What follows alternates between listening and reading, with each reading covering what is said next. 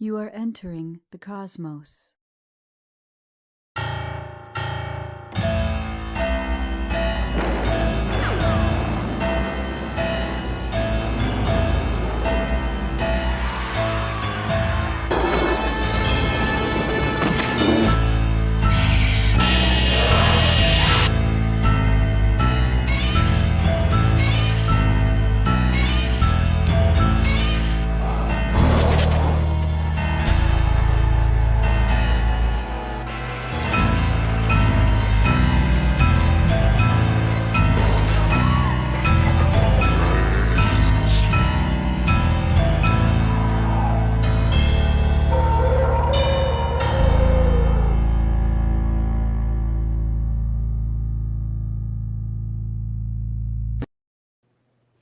Hello, cadets. Welcome to another episode of General Howitzer's Big Monster Briefing Room.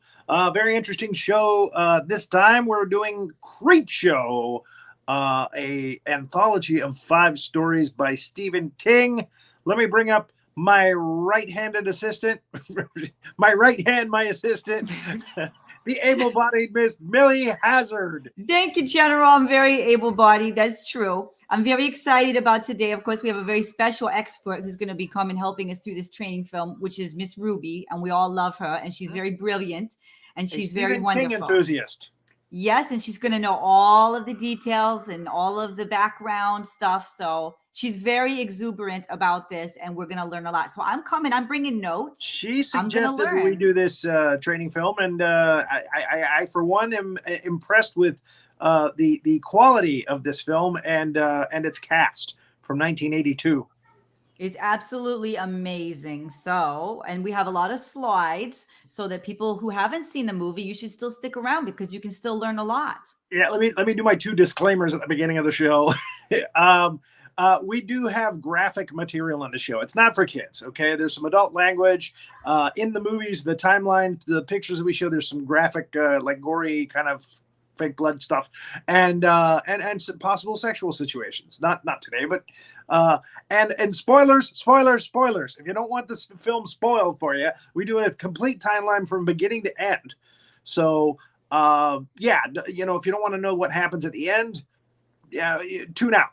Sorry, I don't want to send my viewers away, but again, we do spoilers. Oh no, the General went black. I hope it wasn't any sort of cryptozoological involvement. There, he's coming back. General, can you hear us?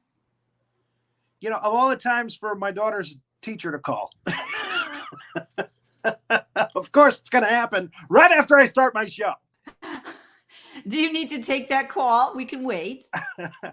Can you talk amongst yourselves for a few minutes? Yes, I think that me and Miss Ruby can Yes, go ahead. Let's bring Rae Moore up. Okay, let's bring her up. She's wonderful. Hey. Hello, darling. It's Hi, so wonderful to hear you. And you two talk a little bit. Talk amongst yourselves. We will. Coffee talk. We'll have coffee talk. And I'll be right back. Get out of here, General. Get out of here. Take that call. Go take the call. It's very important. He's a wonderful father. He's very wonderful. You're a mother as well. So it's a beautiful thing, parenthood. But Miss Ruby, I'll ask you some of the questions that the General was going to ask you, which is how did you first get involved with first horror generally, and then, of course, Stephen King, the master? Well, growing up in the house, there was always Stephen King books. My mom and dad read Stephen King books. So I always saw them on the shelf, waiting till I was old enough to read them. And I was like fascinated by the covers. I love 80s cover art on books. Me too. But I don't know. I've been interested in horror movies from a very early age. I am like an MTV baby, like I was 5 years old when like MTV went live. So I feel like kids in my age were just introduced to a lot of weird, spooky shit when we were young. And it kind of stuck with us.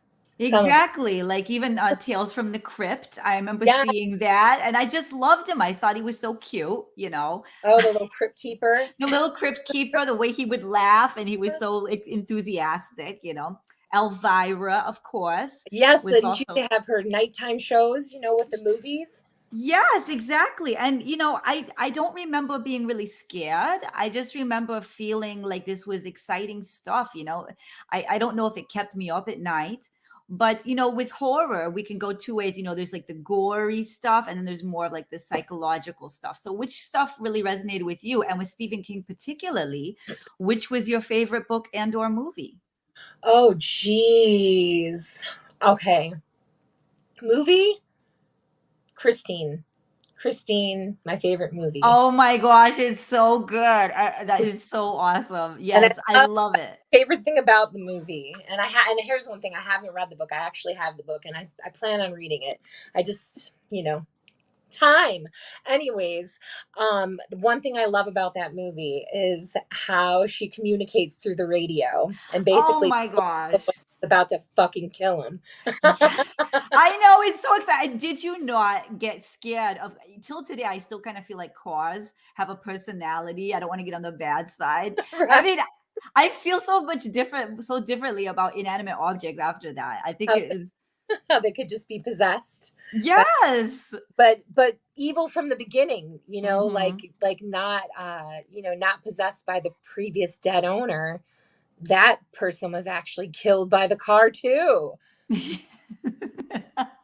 So spooky. It's But very spooky. reading, I love his short stories. Me too. Skeleton Crew. Mhm. What's another one?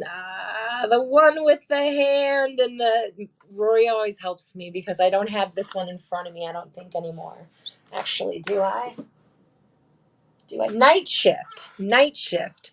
Right? So all of those Oh. short stories, and I believe that there are a couple stories in Creepshow that are based on stories in those books. Rory will have to verify. He's like the king of all knowledge when it He comes knows everything about this stuff. That's why he's a general. yeah, of Um, course. I do Or did General Howitzer, sorry. General Howitzer, yeah, exactly. I What gotta did figure it out. you gotta just he gets mad at me too if I break like, yeah, get back in. Do Uh I kept thinking, I'm like, do I have to have a character? I don't know what to do. I'm I like, don't Wait, I think anything goes. It's okay. I would be remiss if I didn't mention It, which is the Stephen King TV series that's the one that really freaked me out. And to be honest, I'm afraid of clowns and I'm afraid of everything that was in that movie. Did you see that? of course, with Tim Curry, well, because I'm a Oh huge my god. Tim Curry fan. He is amazing. And the kids, I mean, I don't, you know what though? I'm also a big fan. I love the miniseries, but I like what they did with the new one too, in the two Me, parts. I me did too. like, we have a family member that worked on that. So that's, Really? That's yeah. We exciting. have a family member who's like a concept artist, and he worked on a lot of the creatures and that it turns into and whatnot. And then, like the special effects people put it, bring it to life. It's so exciting. That one meant a lot to me, and that's cool that you know someone who's actually involved. Fun is I it? I will say that another one that people really talk about is The Shining, Oh, and we haven't done that, but that one also really stuck with me, and I would say actually scared me. You know, what yes. about you? The twins? There were like two twin girls in there that just freaked You me know, out. it's because it's a Kubrick film. I always forget that it's Stephen King, and I know that it's like it's not his depiction of like how later on they did his like version of it, like the way he would have done it, like the way the book is written, apparently. But The Shining, the movie, is probably one of the best horror films ever, and that's another movie that I discover new things all the time. Things I didn't catch before, and Shelley Duvall is one of my favorites, and yeah. Absolutely amazing. She's so in that movie. I heard that they just basically like rattled her bones the whole movie, like the whole filming, just to get her in that state of mind, and basically like drove her insane. They did. I found They that got out more mad. recently. And I found out more recently. And now I'm like, am I watching a documentary of a woman being abused? Like after I read about what she went through, and then she suffered with addiction and emotional distress for many years. Oh my goodness. So It's a little scary, but they evoked the exact thing that they wanted to evoke from the actress. It's a blurry line there. It's a little scary. I wouldn't want to ruin my whole life for a picture. No, I don't think I would either. Especially no. No, I guess it would just depend on how good a life I'd lived up until that point. And if I really wanted to be in a super cool movie. Yeah. Great film. No, I'm not an actor by any means. You would be very good as an actor, though, to be honest. You have very good, everyone in the audience would agree with me. You have very good stage presence. And you're very authentic as a person and an artist. So well, thank you. I'm just being myself because I just decided that was just how I was going to be able to get myself online and do things, was just go be myself, because I don't know. Right. I couldn't figure out any other way to do it. So I just jumped in. Boom. You just jump in and you see who your tribe is naturally. Instead of trying to fit in, you find the people who already love you for who you are. And that's what Julio is here. Julio says Kubrick was abusive. On most films, good grief. That is just really, and Clayton is here to remind us if we have to pee. Thank you, Clayton. Thank you, Clayton. Thank you. And then Fred Bowman, who's always said, looking around, anybody get upset if I mention Aaron Parker looks a little bit like, I know people say that, people say that, but it's not true. I keep getting a Jerry Macon keeps popping up on my feed too. And I don't, he looks so familiar. I've seen him somewhere. I know I have. Well, let me ask you another question, because we're talking about Stephen King and also horror. And I want to know what you think that horror does to your psychology. Has it impacted your art? Do you think it impacted your personality growing up? Do you think it made you a better person? Do I think it made me a better? No, I think like life makes you a better person. You have to live and learn and make mistakes and grow from them. That's what makes you a better person. But I definitely think horror shaped my personality for sure. I have morbid and sick sense of humor. I'm quite unfiltered. And I don't really even love like there's gory stuff that I just can't handle. There's things like I've never watched one of those Saw movies. I can't. Me neither. It's too much. Anything where I can see myself in that role.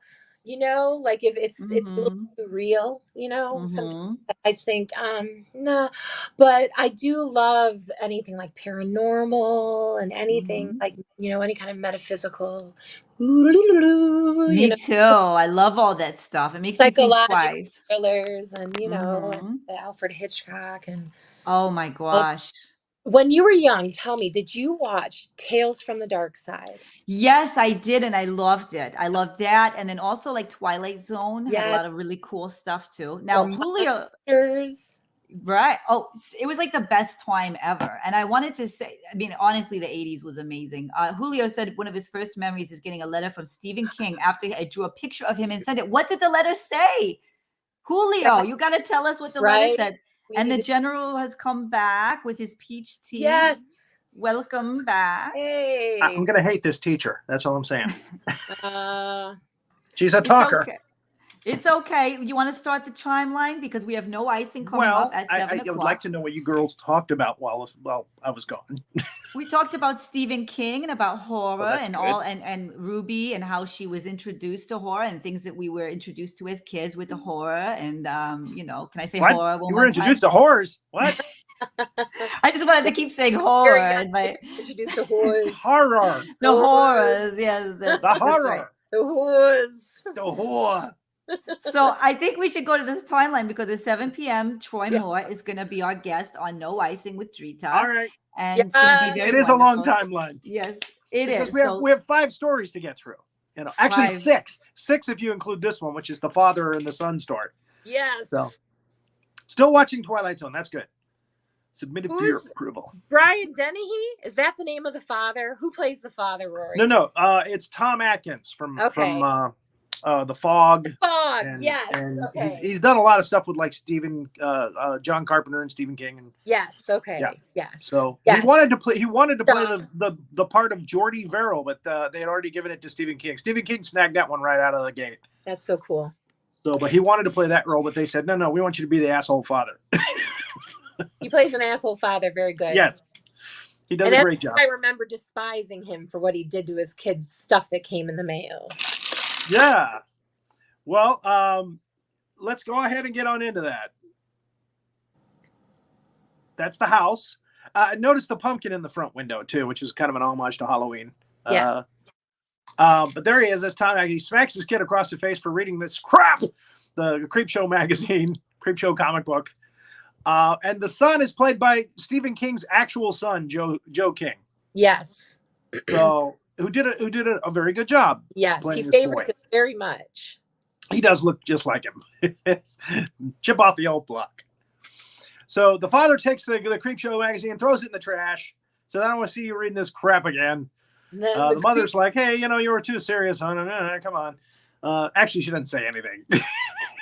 He's one of those women that just lets it happen. That's what fathers are for, babe. So yeah, he's a really good a-hole. Yeah. He's a villain. Yeah, and then of course we get Joe King saying, I hope you rot in hell.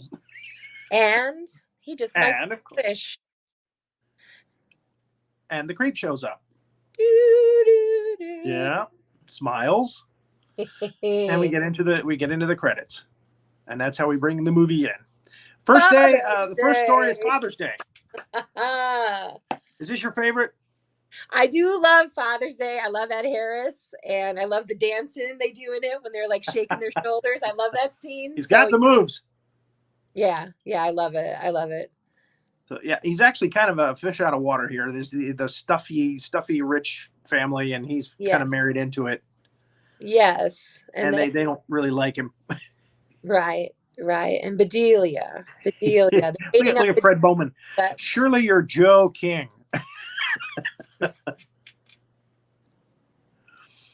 Yeah, definitely love Ed Harris. Yeah, Ed Harris is a baby in this thing. Yes, very young. Look at a lot of hair.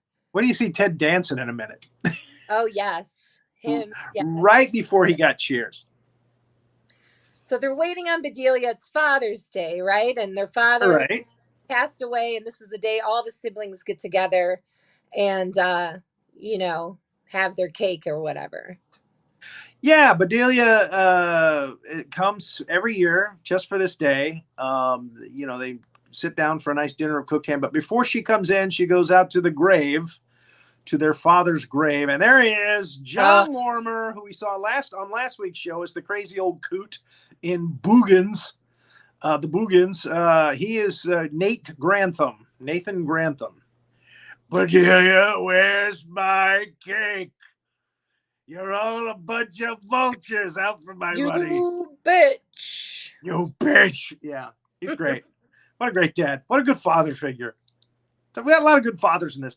I only put this slide in here to give this poor actor who's only in it for just this shot his due. Who is because he gets shot. He's Bedelia's boyfriend, whom her father arranges his death in a hunting accident. Quote, yes. Unquote. Yes, thank you. It's all coming back to me now. That is why she hates her father. Because this is what sent her over the edge, yes. Because now she has to take care of him, and she knows that he arranged the murder. And there he is getting shot into the lake. And notice the edge around the picture here. They try to make it as much like a comic book as they can, which I really liked. Yes. So Bedelia goes out to the grave, as she does every year, smoking and drinking. Gotta love that. Well, she's had a rough life. And that's the infamous gravestone with a large top on it. Yes. Oh, and we'll see more of that later. Yes, and then she has the flashback where she's making the cake on Father's Day 7 years prior. Now, this is kind of strange because we know what happens here. Mm-hmm. And I say to myself, why didn't this happen like 6 years ago? or 5 years ago. Is there significance to the 7 years, the waiting 7 years? There he is again in the flashback. You bitch, I want my father's dick. And is he pounding his fists like this? I remember him. He's got a cane. He's pounding the chair, his not rocking chair, wheelchair. He's got a wheelchair. Cane. Okay. That was one of the things that set her off too, was the clacking of that cane on the wheelchair. Oh, dear God. Yes. Yeah. Only Stephen King can put a tidbit like that in there for you, you know. And of course, she grabs the ashtray. Oh, yeah. The marble ashtray, and conks him over the head with it, sending him to the ground bloody and dead. The end. The end of Nate Grantham. So again, she's at the grave, and all of a sudden, boom, his hand comes up out of the ground. Yes. By the way, the music for this was wonderful. The composer didn't do many other movies, but the music for this movie is really good. And I want to say it was George Harris, not Harrison, but George Harris. But Harris. See, that is what I missed out on by not rewatching it, because I do love soundtracks and yes, I remember buying the vinyl album for that and just playing the hell out of it. That's great. I didn't even realize that they had one. Yes, that and at the same time, I got the soundtrack for The Fly with Jeff Goldblum. That was another one I really liked. Played the hell out of it. Goldblum. So Nate's coming up out of the ground. He's wanting his Father's Day cake. He still hasn't gotten it. It's been 7 years. Oh, and he gets his revenge on Bedelia. Kind of looks like George Harrison now. Yikes. My favorite Beatle. 7 years late. It's the 7th inning stretch. So now they're wondering why Bedelia, you can set your watch by her. They said it a couple times already, and she hasn't come in yet. So what's going on? You know, they're looking outside. It's looking pretty spooky and creepy out there. And the Ed Harris character, what is his name? Hank. Hank goes out to schmooze a little bit, and he ends up falling into the hole where Nate came out of. Bedelia falls over him, holding him in place. Nate does a little hocus pocus and splat. The headstone comes right down on Ed Harris. So the head of the household goes looking for the cook. Lights are out in the kitchen. There's dirty steps all over the floor. And there's Nate. Hey, Dad. And he twists her neck around. Twists her neck right around. So, of course, the other two kids come looking. And there's their Father's Day cake. It's Father's Day. And I got my cake. Here's great. This is great. Here's the reaction shots, which look very comic booky. Yes. If that is a word. And yes. Gasp. Arg. I love it. So you gotta love that. They really did. They went out of their way to make it look like a real comic book. The next one is The Lonesome Death of Jordy Verrell. Which is the largest role that Stephen King ever played in a movie. Jordy. What is he sees himself? Yeah, he always talks to himself. Yes, because there's no one else to talk to. Right. He's out in the country in the middle of nowhere. All by himself. Meteor comes. Yeah, meteor lands. It's turning red, then it's turning green. He touches it like an idiot. You know, come on, contamination. Right on, Julio. I agree. And he puts it in his mouth. And he puts it in his mouth. That's like touching a jellyfish on the beach and then putting it in your mouth. Yes, but he just dreams. He's like, I'm going to get paid for this shit. I'm going to get out of the sticks. It says Office of Meteors. I love that. Yes. By the way, the same actor in these scenes that, come up in Jordy's head are the same actor. He's a character actor. He's playing all the roles. He's playing the doctor. He's playing the meteor guy. He's playing the father, who's in the mirror later. It's all the same guy. Okay. Yeah. Do I have a name here? Give me a second. All right. Yeah. Yeah, there he is. It's the meteor guy. Yeah, I give you $50 for it. Yeah. His name is Bingo O'Malley. Oh, shit. That's the name of the actor.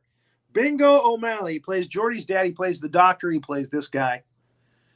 Ah, he's such a cutie, that Stephen King. Those cute little buck teeth. Yeah, he's like, oh, I want 200. I ain't no idiot. Nope. It's a meteor. Keep on counting. Gotta love that. He's got such a sinister yet innocent look, and that's what makes him. Well, I mean, his writing is of course amazing, but just add that face to the back of the book, and you're like, ha ha. How'd you like to be Joe King at bedtime? Hey, you son, you want a bedtime story? No. He's involved in all of his and all of that stuff as well. Dr. Sleep was such a great book. All right. So he looks down at his fingers. Oh my gosh, he's got some nasty ass blisters on his fingers. It's like monkeypox. Ixnay with the monkeypox pay. People are really freaking out about that. And he pours water on the meteor and it breaks it in half. Oh no. And now there's got all kinds of blue meteor shit all over the place. He even says it's meteor shit. Yeah, he does. So he takes it back up to the house. He says, "Oh, maybe I can glue it together tomorrow and get it worked again." Yeah, because I know people like that. I do. No. And he's drinking Ripple, watching some wrestling on TV. Nothing for less than 200. Oh, and there you go. The moss. And then he realizes, hey, my fingers are turning green. We're going to have to cut those off, Mr. Verrell. Another little flashback or another little dream in his head. So he knows he's in trouble. And his tongue. No, yeah, because he touched his tongue. Yeah. So here, if you ever see a meteorite, don't touch it. If you do touch it, don't touch your tongue. Don't touch your tongue. Okay? and you might want to cut off your fingers. Anyway. Oh, good. So now, I mean, the weeds are growing from this meteor thing. I mean, real fast. Crazy fast. Yes, real fast. It's like all over the place. And he's starting to have stuff growing all over him. He wakes up and he's got green shit all around his neck. So when you wake up and you got green shit all around your neck, that's time. It's time to do something. You know what? I don't know. But, and again, he looks outside. That's the green weeds growing up all over the place. Oh, the homeowners association ain't gonna like this. And he makes himself a screwdriver, a giant screwdriver. Hey, why not? Conks out for another few hours. In the middle of a meteor weed. John Fogerty. And now he's become a green Bigfoot. Oh, no. Oh, and I hate the way this ends. I remember. And he's like, you know what? I know what? I'll take a bath. I'll water myself. Yeah. And his father's ghost comes into the mirror there. Jordy, you step into that tub. It's the water it wants. And you sign your death warrant. But, yeah. He's already pretty much resigned himself to it's too far gone. And he's pretty much right. Yeah, I wish you would have tried to shave it off, though, or spray some weed killer on it. Yeah, well, there you go. I mean, there was an idea. You know, don't give up too soon. Bright. Jordy wasn't too bright. You know, they might be able to find something. You know, they'll get rid of it. But yeah, he grabs a shotgun and blows his plant head off. His moss head off. His mossy head off. And wow, yeah, it's really overgrown fast. This is less than a day, folks. If you got crabgrass like that, it's wow. It's unhuman. Now, I've seen creeping vines take over whole trees and stuff like that, and I know that's where this idea came from. That's great. On the side of the road. Was this a short story in one of his books? I feel like I've read it. Yeah. Yes. Do you know which? I would never remember which one. I just I recollect things. Well, I don't think it was in Skeleton Crew. Was it in I just had to look for it earlier. Oh, maybe it was in Skeleton Crew. I'm thinking Night Shift. I don't think it was in Night Shift. But maybe Skeleton Crew. It might have been a Skeleton Crew, though. Yeah. Smoke that Cheech and Chong stuff that turns you into a lizard. That's Stacy Keach, isn't it? So we got Castle Rock 5 miles away. Portland's not that much. Again, Stephen King likes to write things that are up in the New England area. and it's going to spread is what it's telling you, right? That, hey, Oh yeah. spread out. At the end of every one of these comic book type stories from these eerie comic books, you always had to have like a little twist ending, just like like you were talking about Twilight Zone. You usually have a little twist ending that just says, "Look, there's no hope," or something like that, something you don't quite expect. So then we move on to our next story, which is Something to Tide You Over with Leslie Nielsen. This is actually one of my favorites, I think. In the first. This is personally one of my favorites because I met Leslie Nielsen. Did you? How was it? Yeah, he was a sweet guy. He was a very nice guy. That's amazing. And out of 80 people that were in a competition, he remembered me. He remembered my name. That's really fun. You do kind of have an uncommon name. But true. But so does he. So maybe you found the connection. Leslie's not Again, there were 80 other guys. Yeah. So. Well, I remember you. It was nice he remembered me. You stand out. You got a standout personality, Rory, and you know it. Howitzer. Howitzer. He's amazing. He's amazing. He's amazing all the time. Here's the thing. Here's the thing. We all love Rory Penland, and we're all so close to him. And General, when you were off of the screen, some of the cadets were talking about how you do seem to resemble Rory Penland, and how also Dragon Elvis and Jerry Macon. Jerry Macon. It's just, but it's just like I have one of those faces. You have one of those faces, is all it is. That's all. We all have Bob Hope ski slope noses. Anyway, we all have a mole on our cheek.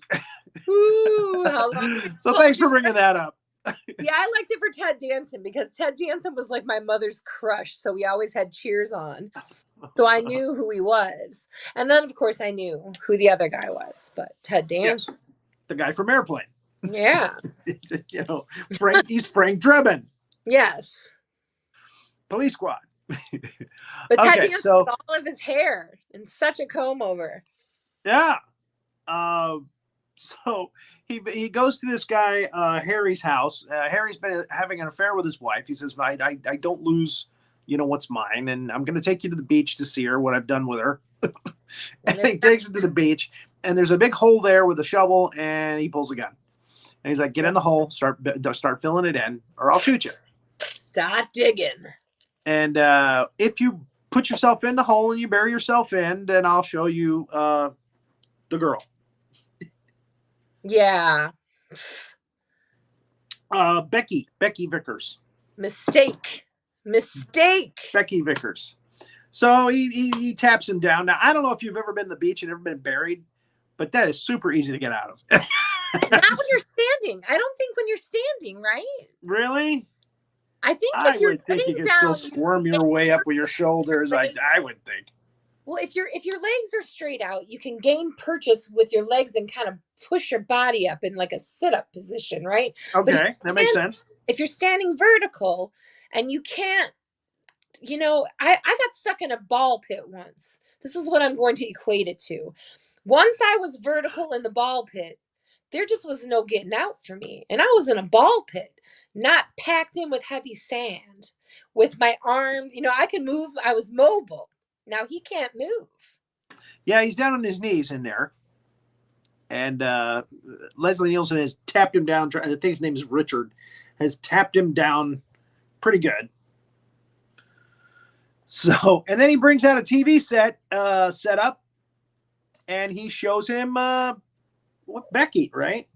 Yeah. She's up the beach. And the tide is coming in and the water's hitting her in the face and she's going to be drowned. She's in the same situation. And look at that. He's so wicked. I love that shot of him dancing with the drink when he's going up to the TV to watch what's going on. He's so evil. Terrible. He is. He's such a nasty. Somebody just mentioned Motel Hell in the comments. And if you haven't done Motel Hell, I hope you do that someday. Oh, yeah. That's Rory Calhoun. Yes, it's amazing. So this is where Ted Danson says, I'll show you. I'm going to get on Cheers and I'll make so much more money than you. No, he says, I'm going to get you. I'm going to get you, Richard. Yep. They did a wonderful special in the making of this movie. If you can find it, I don't think Danson's on it. Ed Harris is there, but they all talk about how Danson had just gotten Cheers and he was very excited about it. Okay. Coolio. So this was actually a very hard shot to get. He's in an actual like aquarium tank. Yes. And they had to get like one of those not snorkel but air apparatus for him to breathe. Yeah, like a tube of some sort. So that he didn't, drown. Yeah.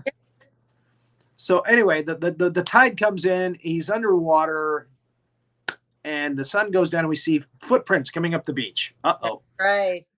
Leslie Olsen's trying to take a shower, and he keeps hearing stuff around his apartment. He's getting the heebie-jeebies. Sloshy stuff. Did I say jeebie-jeebie? Yes, you did. Yes, I heard it. The water zombies are coming up the stairs. Mm-hmm. And there they are. Gargly skin. And isn't it crazy how just over like one night, basically, like they've turned into these like just a few hours. Just a few hours. Yeah.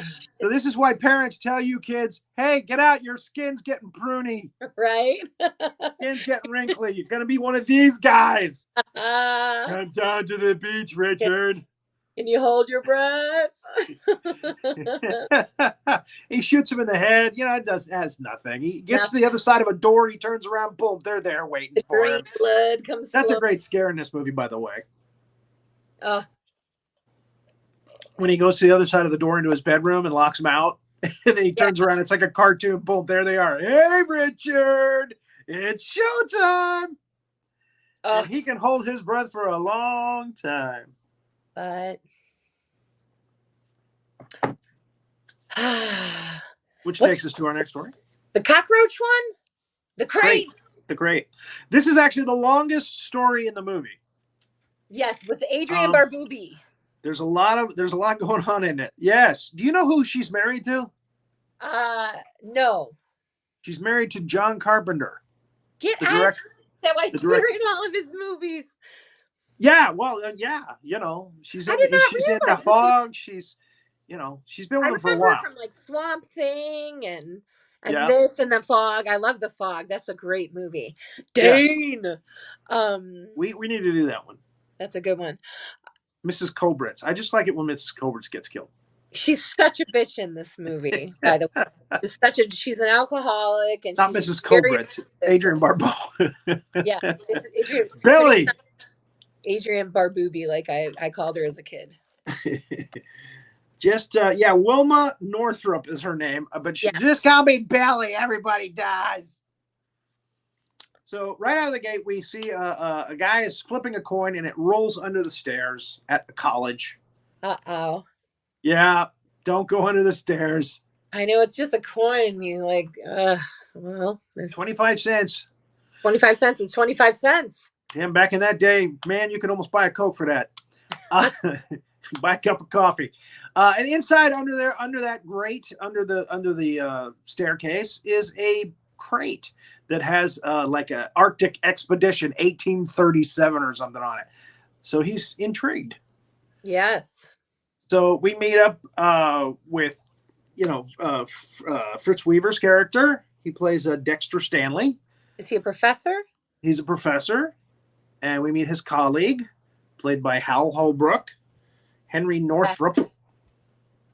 Oh. And Henry is just a kind of a milksop, kind of, just walk all over me. And Wilma is his loving one. And he's got Wilma. There she is. And she is a handful. That's putting it mildly. I like the perm.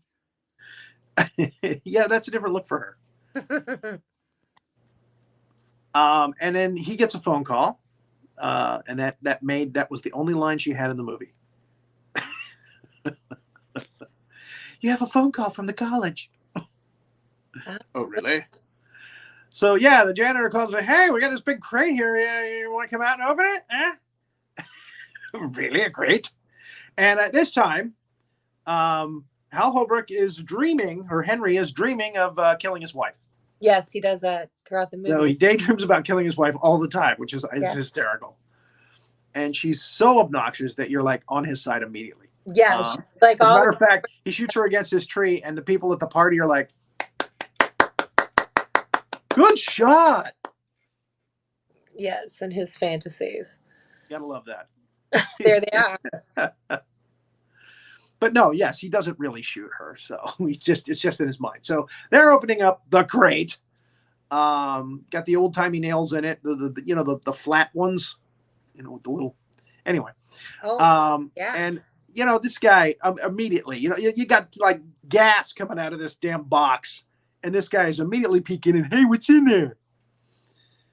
So he's going to be food. And sure enough, yeah, there's something looking back at him, that's been there for centuries. I know, and it's still kicking.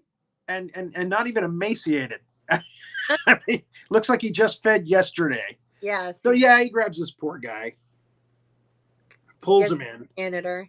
Oh, he's spooky looking. Now that's Fluffy.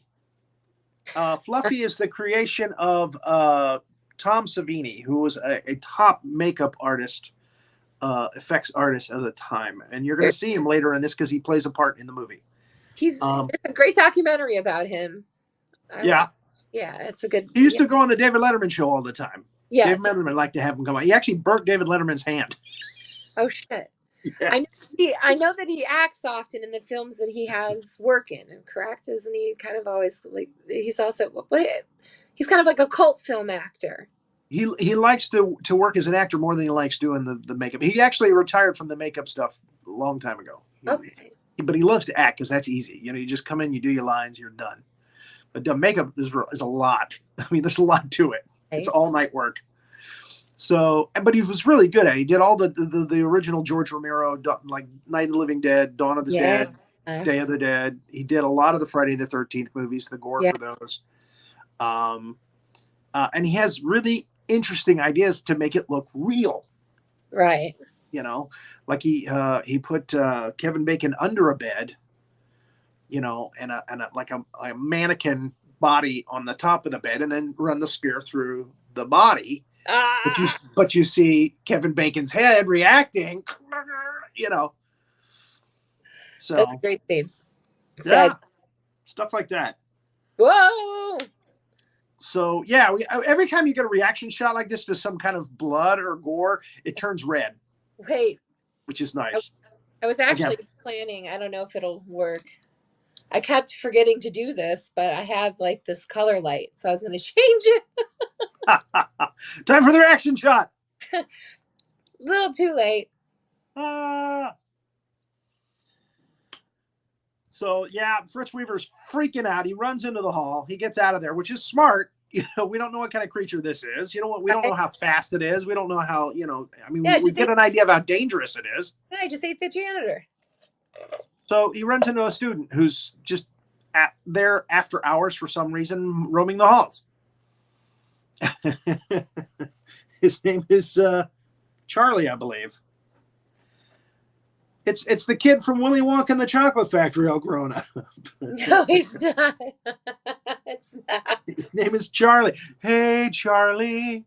Actor's name is Robert Harper. He looks very old to be a college student, but that's what he's playing. He looks a little bit like Richard Dreyfuss's brother. So you're telling me you saw a box under? Now, does he send the kid over there to eat, like to get eaten? So No. He tells him, oh yeah, well you can see the blood trail. The creature took the crate back under the stairs where it feels safe. That's what he was pointing at. So the dumb kid, or grown up playing a kid, goes looking. Hey, let me get a closer look at this, huh? So there he goes. And he sees a shoe. He sees the janitor Mike's shoe. All the blood. And of course, he goes in there to get it to check the bite mark radius or whatever. And damn Fluffy is right there next to the doorway. Hi. So it's not going to end well. That's not Willie Ames. It's red again. One of my red and blue. So there it is. He's Chow.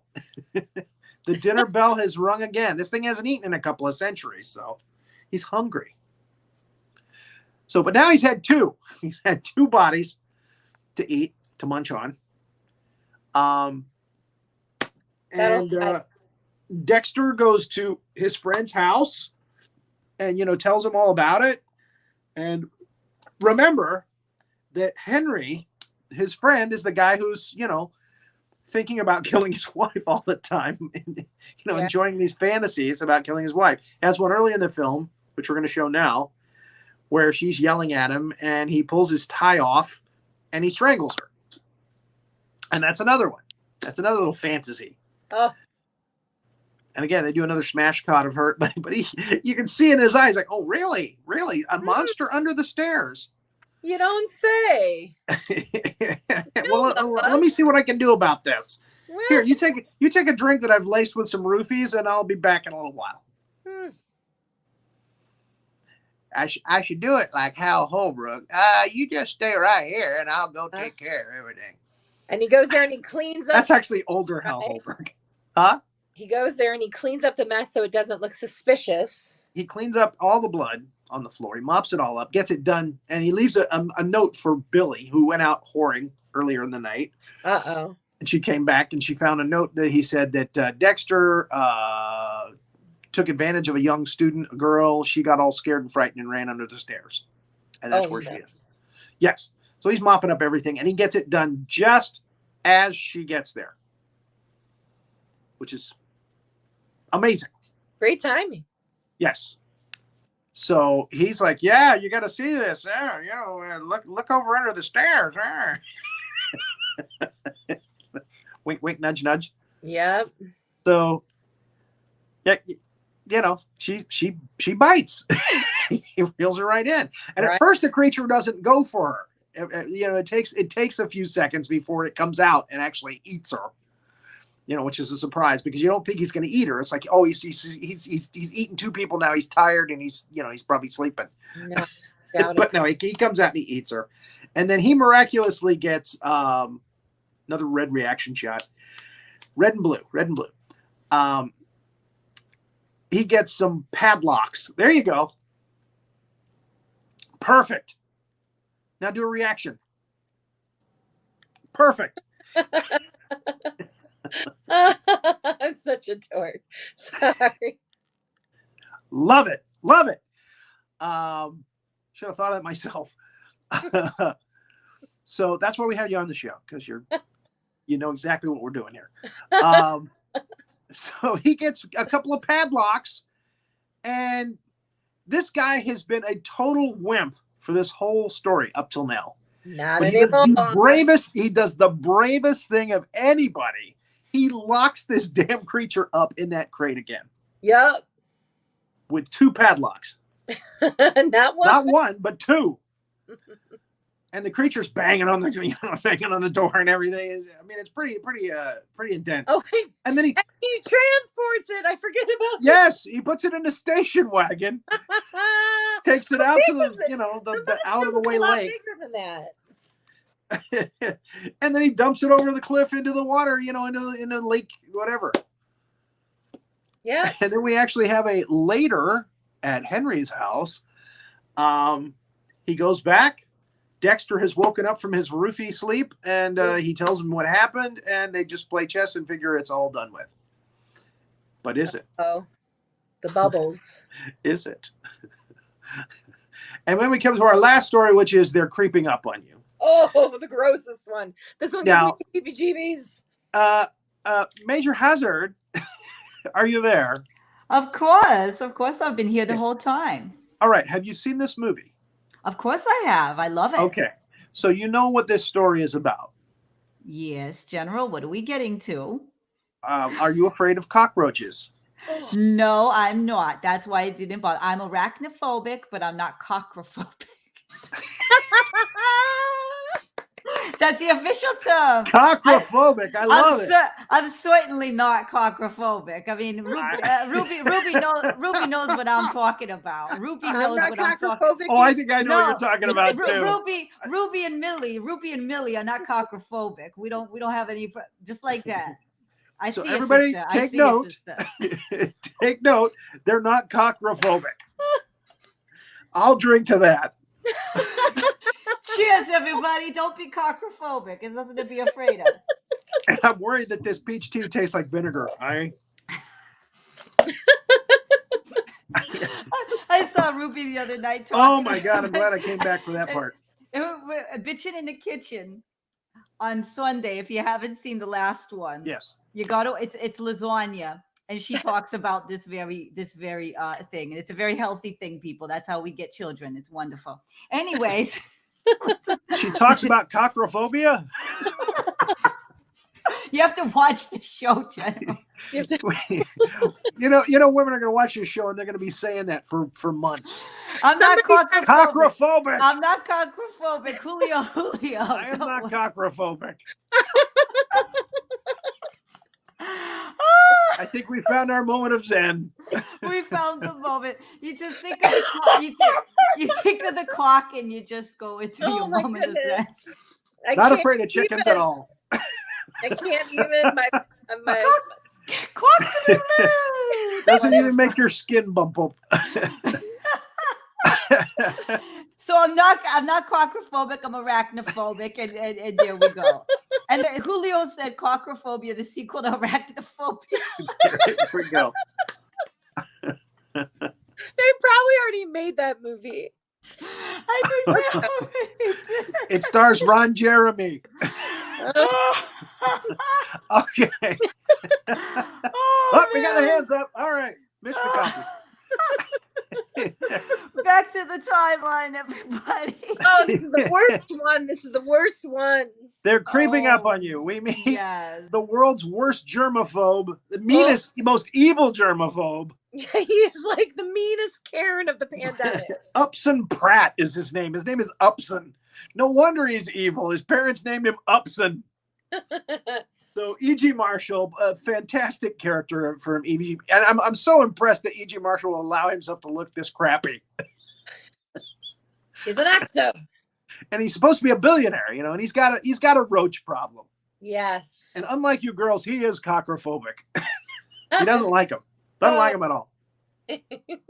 So he's trying to call everybody to try to take care of this roach problem. In that show that I told you about the making of, they were talking about how they didn't have much money for the budget to make a real millionaire's mansion kind of set. So they made this very minimalistic, they came up with the idea that the germaphobe thing, everything will be white, self-contained. And again, it's a very meager set, except for that very fine looking jukebox. Indeed. That's what pulls the whole look together.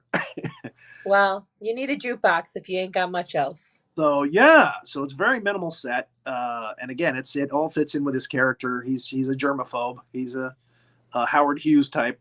And this scene actually particularly got me because he's eating something that he has ground up in his grinder. It's like a cereal or something, and we realize there's roaches in it. Yes. See, that grosses me out more than anything. And then the power goes out. And he's being cursed by a woman who he was responsible for her husband's death. The husband committed suicide. Yes. He makes fun of her about it on the phone. And she's like, I hope you die. And So, and that's where the real problem starts. The roaches start coming out of everywhere. They're coming out of the vents. They're coming out of the sink. No. Just move through these real quick. Bing, bing, bing. They're coming out of everywhere. The sink. Oh, they're everywhere. They're all over the place. Here Maybe they come. I'm a little cockrophobic. So he dies. There's cockroaches all over him. He dies.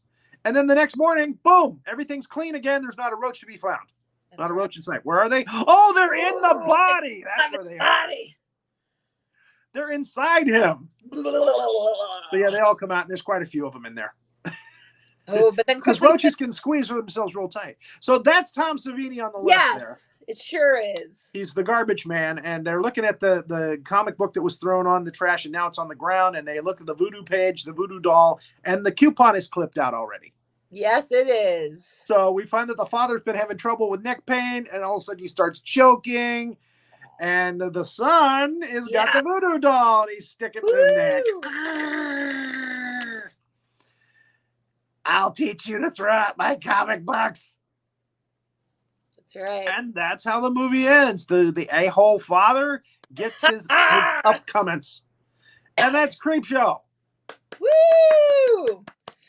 General Howitzer, this is so much fun. Well, thank you for coming on. I mean, we never would have known about cockrophobia had you not been here. Well, that was it. That was Major Millie. That's all Major Millie. It was a joint partnership. It was a joint. It was kind of a joint thing. It was or jointed thing. Whatever, however you want to look at it. That's great. So, okay, good. We got 3 minutes. So, okay. Anything that you need to plug here? We talked about bitching in the kitchen, which is good. Bitching in the kitchen on Sundays at noon Central, 1 Eastern. Yeah. And then on Friday nights, I perform with the Drunkles. They call me Rowdy Ruby at Drunkles After Dark. I come on after everybody else. Greg Gannon, Julio Morales, Emily, Jane Roberts, Keith Cutts. This week we have Bridget Caswell and Mary Christmas, which I'm really yes, we love them. Drunkles, and Drunkles. Yes. Myself, and that's what's going down for me this week in the old interwebs here. We got No Icing coming up after this with Troy Moore, I guess, is the guest. And next Tuesday or next Monday, we've got Tom Cheshire, Burn It Down. Next Tuesday, we have the last episode of this year of It's Casual. We might have a Christmas special, maybe. Ooh. But this is the last official episode for this season. It'll come back in February. We're going to be doing double Howitzer on Tuesday and Thursday from now on. Double dose of the general. Double week, dose September of peach tea. Yep, from September through January.